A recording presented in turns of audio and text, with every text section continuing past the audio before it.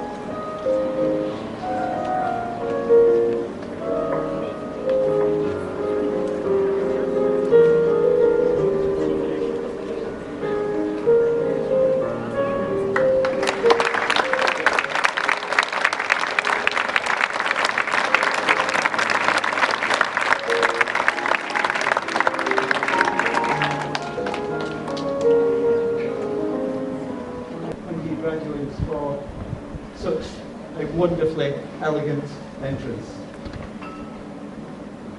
Members of the Board of Governors, Mr. Ianson and Mrs. Ilhan, parents, faculty, students, and the graduating class of 2014.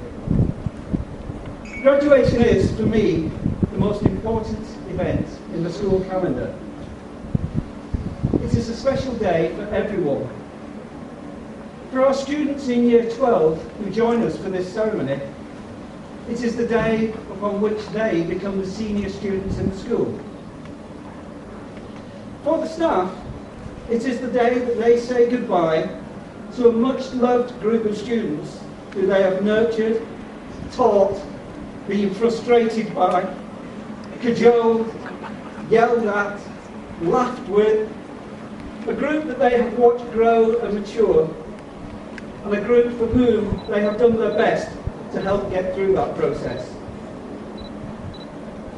For the Board of Governors, it is a day upon which they feel immense pride in the success achieved by these 22 young men and women who are the reason we are gathered today. For the parents, it is an incredible day, because this is one of those really special days, possibly the first of them. This is one of those days upon which they visibly see their children turn into adults. There are others to come, of course, but the next hour, in its own way, starts the change happening. For the graduating class of 2014, this is quite simply the day they've been working towards since they first let go of their mother's hand and walked into their first ever classroom. Of course, they didn't know then that they would spend the next 13 years or so working towards this day. They had no concept that it was somewhere in their future, but work towards it they have. And since they've come to the realization that this day will come, it has slowly but surely grown in importance for them. And me? Is it special for me? Oh yes. And in the case of the class of 2014, it is extra special, and I want to take a minute to tell you why.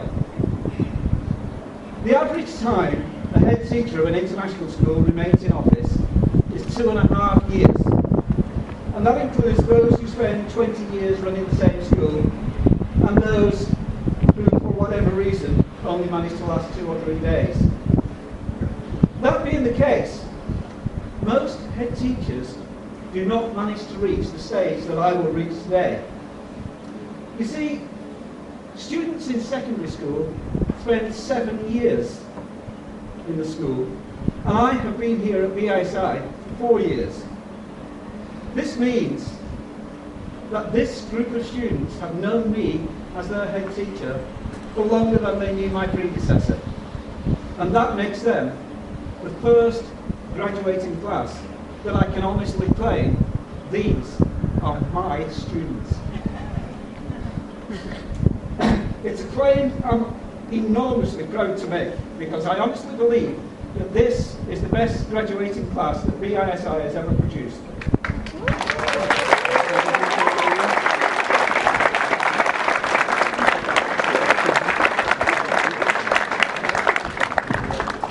Well, in my experience. And so far. I further believe the results will confirm this. But it isn't just the results that make me think so much of them. This group get on well together. They are all friends. Some of them have been here for their entire education. Some came at the start of their IGCSE years. Others have spent just the last 2 years here. But whenever they join, they've all accepted each other. It really has been good to watch them develop as friends over the years. They have also shown a sense of pride in their school. Several members of this group have been mainstays of the Model United Nations programme for many years.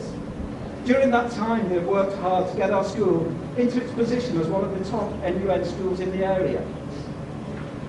In sports, they have put teams in for everything they possibly can. And even in the recent COBIS Games, members of our graduating class were there, helping the staff with organisation and officiating. And that was absolutely pure altruism. They got no reward. They just wanted to help. They joined in the performing arts, both on stage and backstage. Not because they got cash hours for it, but because they wanted to. I am proud of these 22 young people here today. But don't get me wrong, we haven't always seen eye to eye, have we? Not on everything. There are one or two who perhaps weren't quite perfect students all the time. But overall, it has been a pleasure watching these students grow into the young men and women sat here today. They are soon going to go off to make their mark on the world, and make it they most certainly will, in whatever field they choose to enter. When they go, this is the group that I will remember as being my first graduating class. But before they go off to become the leaders of our world, the movers and the shakers, the lawyers and the doctors, the great and the good, we have a small matter of their graduation ceremonies to get through. Ladies and gentlemen, our guest speaker today is a respected journalist who is a former reporter for the Run newspaper and an observer of life in Turkey with an interest in human rights and especially in women's rights. She is one of the co-authors of Turkey Unveiled, A History of Modern Turkey, and more recently is the author of the powerfully written book, Honour Killings in the 21st Century. It gives me great pleasure to invite our guest speaker to give the graduation address to the graduating class of 2014. Please welcome Nicole Pope.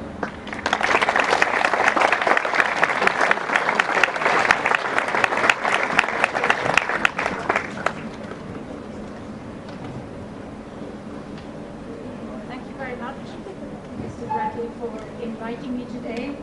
Good afternoon, ladies and gentlemen. Good afternoon, proud parents. And of course, good afternoon to all of you members of the class 2014, whose achievements we are here to celebrate today. It is an honor and a privilege to be here at this important turning point in your lives. It is somewhat intimidating too.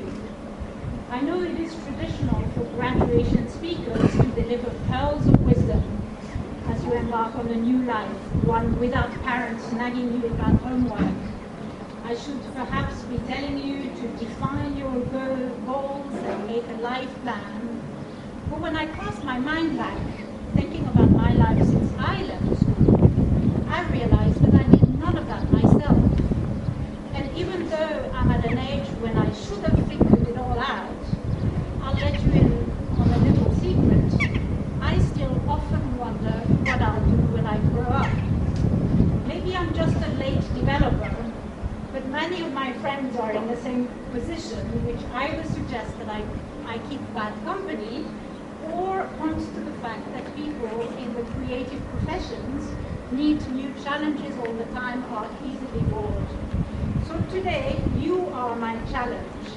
And lesson number one is don't worry too much if at a time when you're choosing what to do next and where to go, you still feel insecure and uncertain, perhaps even apprehensive. For a start, no matter how successful you will become in life, there will always be moments of self-doubt. It is not a bad thing as long as you don't let it paralyze you. Instead, you can use it to spur you on and help you raise your game. Today, success is often measured by how much you earn and how many material possessions you have accumulated. For some people, success means founding a startup company. For others, it is rising through the ranks in a big corporation and becoming an executive CEO even. But for others, it can be composing music or writing poetry. People don't all have the same priorities. And for some people, balancing family life and work is important. And that applies to men as well as women, I'd like to find out. We all need money to survive, but we can enjoy a rich life without being wealthy. Society will put pressure on you to conform, but each of you will have to come up with your own definition of success, the one that gives you satisfaction, and you will have to define your own values. This is especially true at a time when many old certainties are being questioned and the pace of change is more rapid. I'm sure that just in the few years that you've spent here in Zakariaköy, you've seen the landscape evolve around you. Life in Turkey and many other places in the world is radically different today than it was even 10 years ago. It means that some doors are closing, but many exciting new opportunities are arising. And it will be your job as the new generation to figure out the way forward. And there I would like to give you an example of how much my own profession has evolved in the past 25 years since I started in journalism. That wasn't 3 centuries ago, but 25 years ago when I started working for Le Monde, I was dictating my articles every morning. There were stenographers. You probably don't even remember what stenographers are. I mean, there were secretaries who were able to take the text by shorthand, quickly use the characters, and allow them to write down our articles very quickly. Now, of course, that job has completely vanished. It no longer exists. Then we started, we had dial-up technology. In the early years, it meant that whenever we went on a reporting trip, we had to take a screwdriver and an acoustic coupler, and whenever we got into a hotel room, the first thing we did was to undo the handset and start, doing all kinds of things with cable and hope that it worked. Now we get to today where obviously everything is sent over the internet, and even when business models no longer work, it means evolution. But then you have online newspapers, you have printing on demand for the publishing world. Books can now be printed one at a time instead of in bulk of 10,000. So, any change that happens creates new opportunities, and you will have to find these. And today, you are as likely, perhaps more likely, to build a career in Istanbul, Mumbai, or Beijing as you are in London or New York. A good university education remains very important, but it no longer guarantees getting the dream job. New technology and globalization are reshaping the job market and the world as we know it. It is a challenge you may come across, but what sets you apart from many of your peers, however, and gives you a massive advantage is the environment you've grown up in. Not only have you enjoyed the support of excellent teachers here at the British schools, but you all have friends from different parts of the world, you speak more than one language, and you've been exposed to a diversity of cultures. You may not even be aware of it because this is the norm for you, but this experience, as much as what you've learned from books and teachers, has made you flexible, adaptable, and able to adjust to rapidly changing circumstances. And this will be invaluable in your lives. For me, setting goals has been a process of elimination, figuring out what I didn't want rather than defining a point that I wanted to reach. I knew I didn't want a 9-to-5 job. I knew I wanted to travel, and I wouldn't be happy in a corporate environment. I made the choice of becoming a journalist and writer and to keep my independence. But this has meant, of course, living more precariously with no income security. But it has been hugely rewarding in many different ways. In my line of work, you get to meet politicians and company directors, you can attend state dinners, but you also meet people at the opposite end of the social spectrum. Which brings me to the human factor. Wherever life leads you, no matter how high you reach, make sure that you never lose the ability to empathize and show compassion. Today, according to the humanitarian agency Oxfam, 85 super-rich individuals who could all fit in a double-decker bus command as much wealth as half of humanity. So on the one hand, you have 85 people, super rich. On the other side, you have 3.5 billion people. And I'd like to stress here that some of the most impressive people I've come across in the course of my career were not the famous figures, the politicians, or the rich entrepreneurs. Often they were people with little or no education, people who had been dealt a very unfair hand from the deck of cards that fate distributes at birth. People born in poverty, people who had been imprisoned or tortured, people who had suffered terrible tragedies, lived through disasters. What made them stand out was an inner strength that allowed them to rise above their circumstances and inspire others in their communities. In my eyes, they were successful people. And while we're talking about the human factor, the most important recommendation I can make at this point is for you to nurture friendships. Friend, well, I have 232 on Facebook, you might say.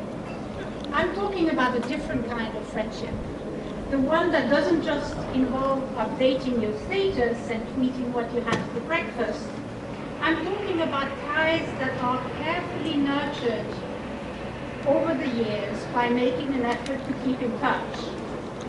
You will all be going your own way after today, and you will lose some of your school friends along the way. Some of them may become lifelong friends, and you will meet new ones wherever you go next. But keeping friends, having that handful of people who will accompany you through life, is, to me, the most important thing that you need to focus on, because whatever curveball life throws at you, and there will inevitably be setbacks, having good friends is very, very important. Finally, we all moan about life being too short. Let me tell you that it is also long enough to allow you to try different things and even make some mistakes. Don't be afraid of pushing the boundaries and thinking big. If you don't succeed at first, you can always try a different path. You don't have to get it right the first time. I got a master's degree at the age of 45. A friend of mine has just started her doctorate at the age of 55. What matters is that you figure out what you enjoy doing. A job should not just be a means to an end. It should fire your imagination. It should excite you, trigger your passion. In short, it should make you happy. And now, before everybody melts under the sun, let me just wish you all the best and tell you to have fun and celebrate this important moment with your friends and your families. I hope you will all follow your dreams, and I hope you will lead very enriching lives, whatever that means for you. Thank you.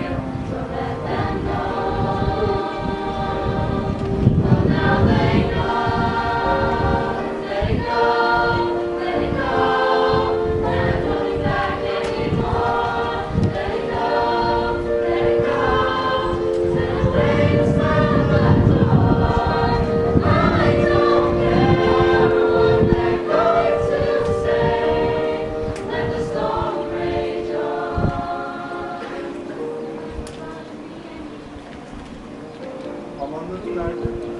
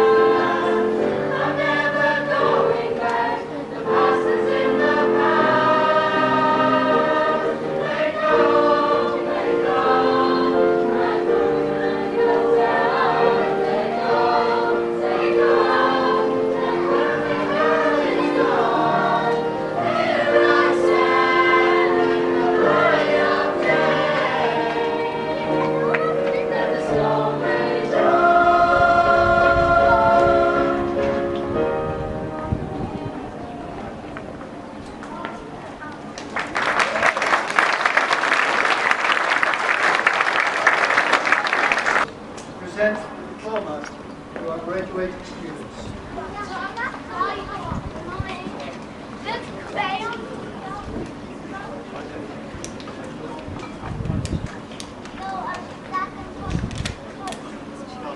I'm going to announce the names of the students and what their intentions for the coming few years are at the moment. First, Anton, who plans to continue his education in Turkey.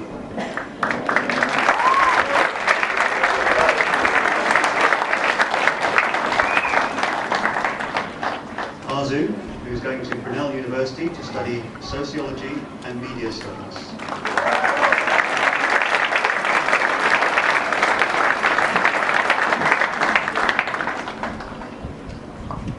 Carmelo is going to study international relations at the University of London School of Oriental and African Studies.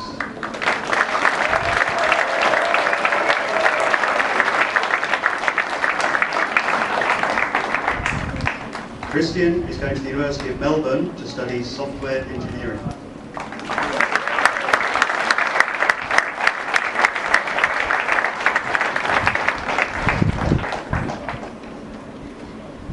Christopher will either take a gap year or study maths and politics at Glasgow University.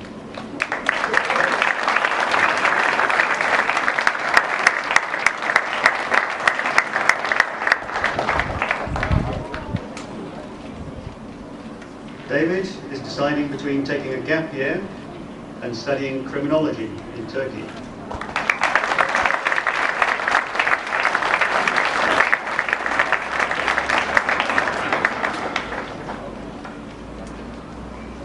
Elif will go to University College London to study Information Technology for Management.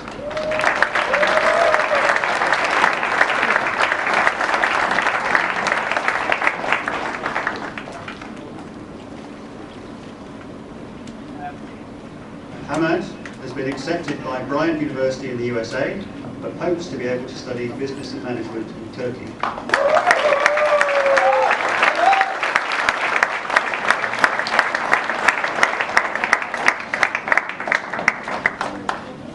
Halil is planning to study business in Turkey.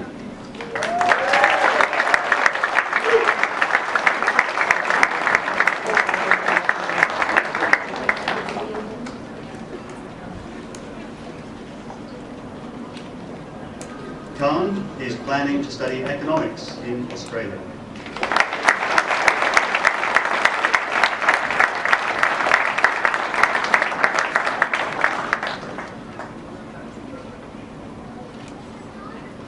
Loda will go to Delft University of Technology to study electrical engineering.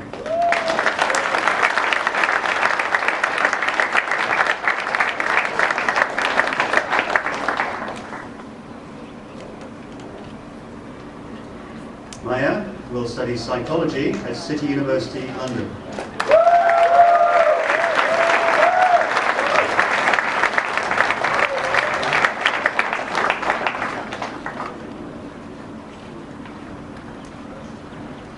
Na Young will be returning to Korea to continue her studies.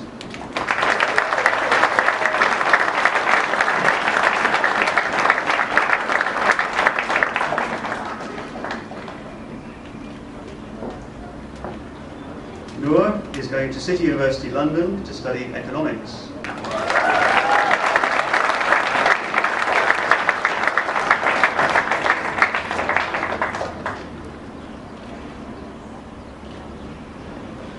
Oliver will study chemical engineering at Karlsruhe Institute of Technology in Germany.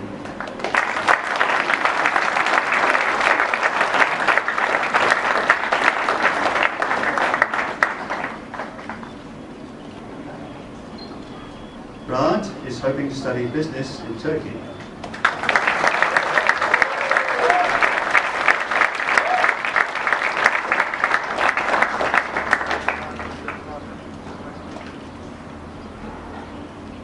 Robin is going to the University of British Columbia to study psychology.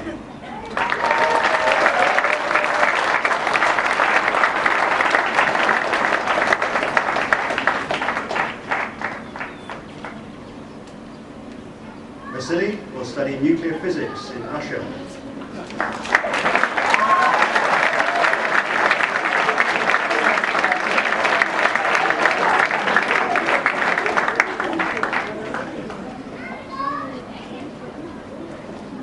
Vishwesh is going to Johns Hopkins University to study chemical and biomolecular engineering.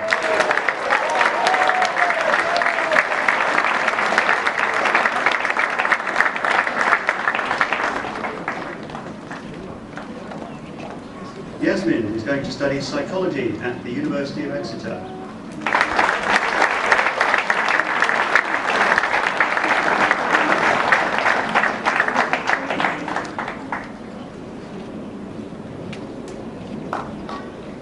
Sultan is going to the University of Illinois to study economics.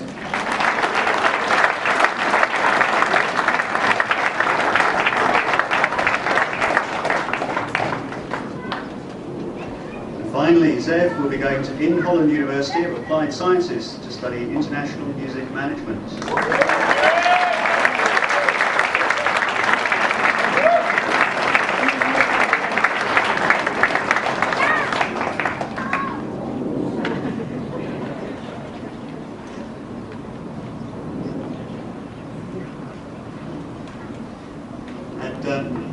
Before we go on, I'd like to invite Christopher to present a gift to our guest speaker, Nicole Pope.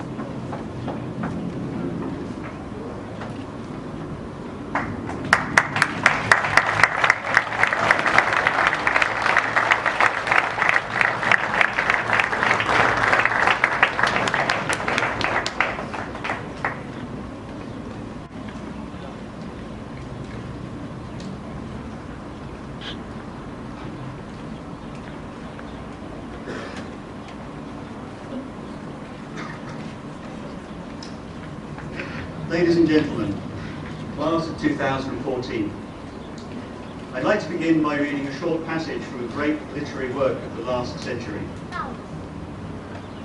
Do you like green eggs and ham? I do not like them, Sam I am. I do not like green eggs and ham. Would you like them here or there? I would not like them here or there. I would not like them anywhere. I do not like green eggs and ham. I do not like them, Sam I am. Rather like Dr. Seuss's grumpy character's claim not to like green eggs and ham, I do not like writing speeches.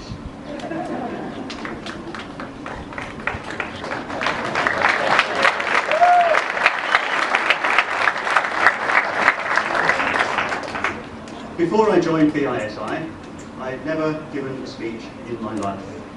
And now here I am presenting my 8th graduation speech here. Thank you. I have seriously considered deliberately writing such a shoddy speech that I'd never get asked to do it again. But I just can't bring myself to do it.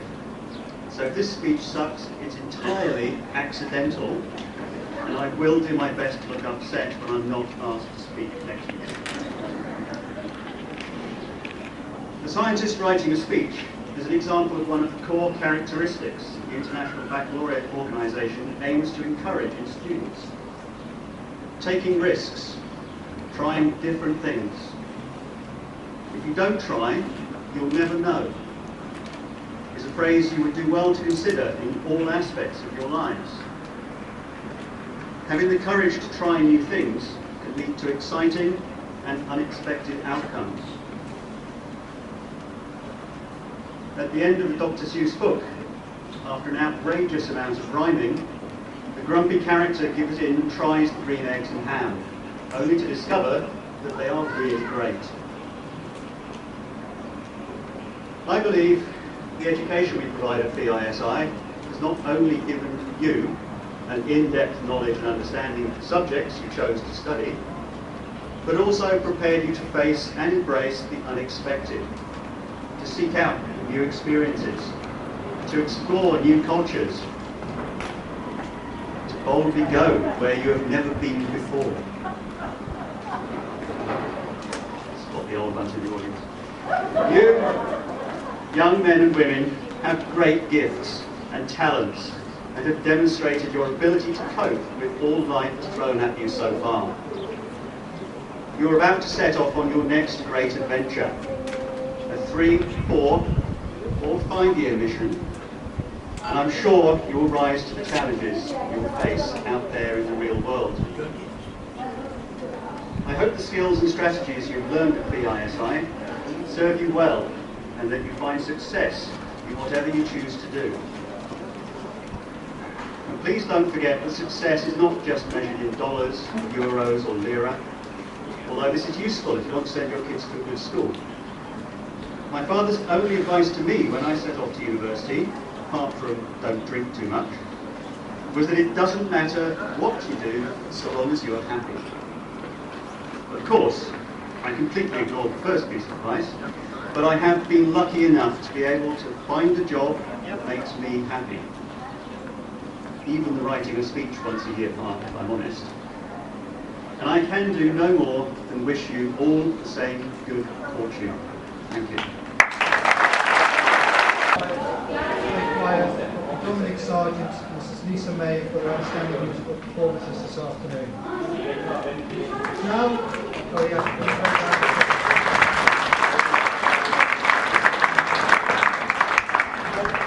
Now I'm honoured to invite Elif Gültekin and Fishmesh Shah to come to the podium to give their valedictorian speeches.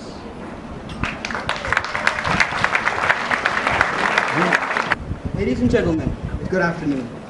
It is an honor to have been selected to represent our colleagues at the graduation ceremony of 2014 by delivering the valedictorian address. We are here today to tell you a little bit about our time at school and perhaps make you laugh with us and maybe even reduce you down to tears. In August 2010, at the beginning of year 10, if the then me had been told that I'd be here today speaking at our graduation, I wouldn't have believed it. I couldn't talk in front of people, and let's face it, who would have wanted to hear what a little Indian boy with a really round face had to say? But thankfully, I've changed.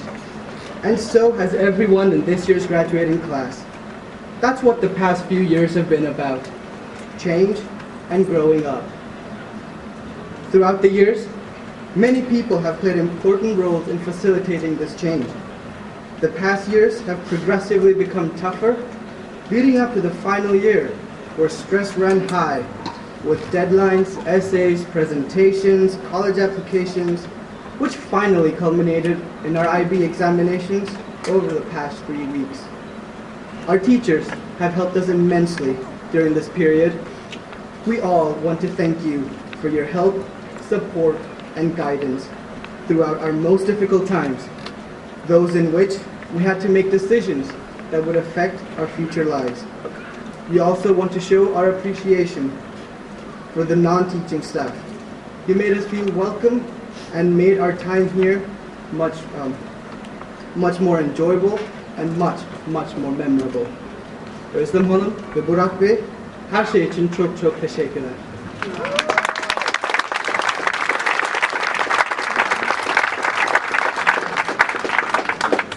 Our families have played a key role in our education, providing us with support and much needed motivation in our times of need. And we humbly thank you for that. Now to talk a little bit about the graduating class itself. Though several of us have only known BISI as their school, a lot of us met each other in year 10. And those were the simpler times. People's biggest worry was if their braces were coming off soon, and the world's greatest tragedy was being stuck with a bottom locker for the rest of their academic life. People with the top lockers, I'm telling you, were the real cool kids. The classrooms and corridors were full of new faces, and we were just a bunch of misfits. After numerous trips together and countless hours spent at school, friendships began to build. And eventually, we became something synonymous to a family. A family that has cultivated intimate relationships over the past few years that I'm sure we will cherish forever. We could not have asked for a more diverse family that has accomplished so much in their time at this school. Some of the accomplishments include organizing Model UN debate competitions, organizing fashion shows, learning and teaching martial arts, and taking part in numerous competitive sporting events. Over the years, we partook in many experiences and have accumulated a treasure trove of memories that we shall take with us today. Experiences ranging from the life-changing sports nights at school to the more intellectual Model UN conferences and debate competitions, where debating was complemented with a wholehearted laughter, a warm sense of companionship, and numerous gossips. But let's move on to a real challenge on the mind and wills of people: vegetarianism, which we were all put through on our trip to Tanakh in the second week of school this year. It was real tough on some of us, even broke one of us, but we got through it. And over there, whether while under the starry night sky or sitting around a campfire, we were always together, and we talked and shared stories and laughed and bonded. But we didn't necessarily have to be out of class to be able to enjoy our time with the school. In fact, the classes themselves have provided us with a large part of our treasure trove of memories. You're on your own, and you know what you know. And you'd like to wish my colleagues, and more importantly, my dearest friends, the very best of luck in their future.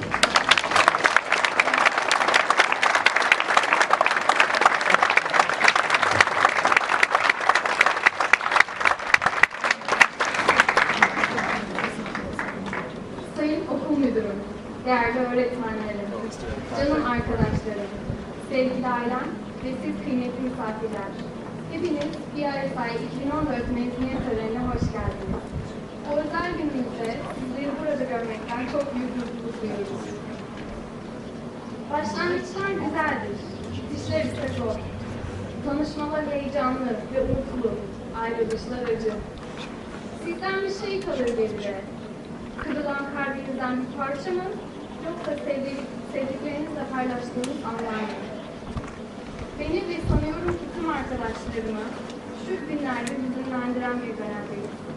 Hayatımızın bir sayfasını acı tatlı anılarla kapatırken, diğer sayfasını yeni beklentiler ve umutlarla açıyoruz. Bazılarımız en başından beri bir ailesayda olsa da birçoğumuz 9. sınıfta birbirini tanıyoruz. O zamanlar her şey gelir ve çok daha kolaydı.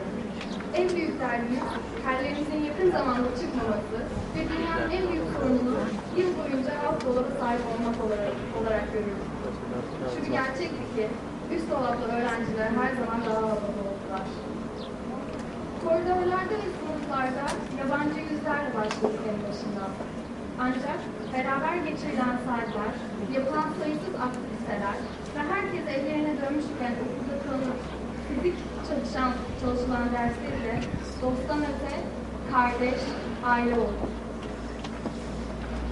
Biz farklı kültürlerden ama tek bir yürekten ulaşan kocaman bir aileyiz. Defileler, spor yarışmaları ve annual konferansları sayısız aktiviteye imza atan ailemizin başarı örneklerinden sadece birkaçı.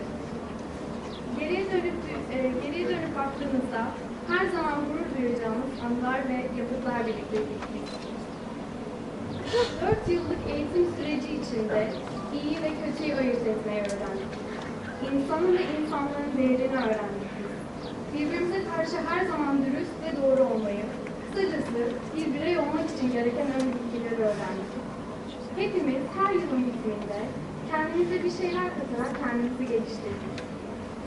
Her sene sunumlarla, ödevlerle, projelerle ve üniversite başvurularıyla zorlaşırken en büyük stresi geçtiğimiz son 3 haftada yaşadık. Şimdi nice anılar ve güzel duyguların eşliğinde gururlu ve bir o kadar hüzünlü bu okula veda ediyoruz. Bizlerin yetişmesinde, olgunlaşmasında büyük rol oynayan, yaptığımız tüm yaramazlıklara göz yuman öğretmenlerimize teşekkür ediyoruz. Okulumuza öğretim üyeleri dışında bize her konuda yardımcı olup okulu bizim için daha sıcak bir yuva haline getiren herkese de çok ayrı teşekkür ederiz. Ve tabii ki bizden desteklerini esirgemeyen ve yanımızda olduklarını daima hissettiren ailelerimize de huzurlarınıza teşekkür ederiz. Şimdi üzülerek söylüyorum ki diğer sahaya veda edip kendi ayaklarımızın üzerinde durmamız gereken vakit geldi çatladı. Küçük bir çocuk olarak geldiğimiz okulumuzdan birer birey olarak ayrılmak üzereyiz. Çok sevdiğim arkadaşlarıma ve bizden sonra yerimizi alacak arkadaşlarımıza da bundan sonraki eğitim yaşantılarında başarılar diler, saygılarımı sunuyorum. Akşam hepinizi görmek dileğiyle teşekkür ederim.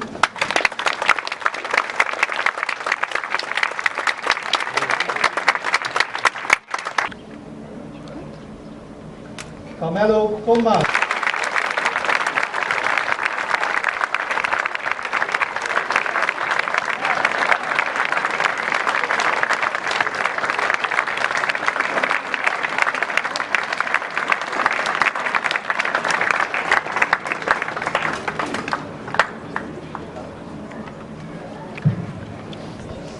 Ladies and gentlemen, distinguished guests, I give you the graduating class of 2014.